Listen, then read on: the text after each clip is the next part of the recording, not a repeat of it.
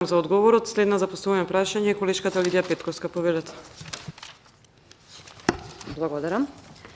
Почитувана Маја, ви благодарам и вас што сте денес тука и што давате придонес на денешната надзорна расправа. Оваа надзорна расправа е обид да утврдиме каде точно системот не функционира, за да можеме ние како законодавен дом да превземеме конкретни чекори.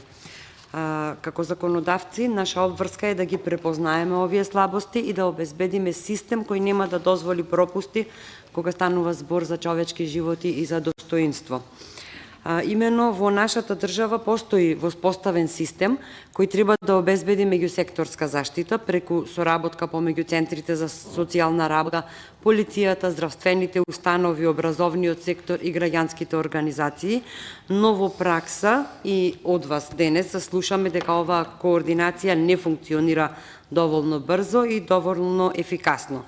Од тука, иако во вашиот исказ веќе предочивте бројни слабости, би сакала да ви поставам конкретно прашање дали постојната законска и институционална рамка овозможува ефективна меѓусекторска заштита и навремена поддршка на жртвите на семејно насилство и уште поважно, каде ги лоцирате клучните празнини во примената на законите. Бидејќи секоја празнина во примената значи ризик жртвата да остане незаштитена, ризик институциите да реагираат предоцна.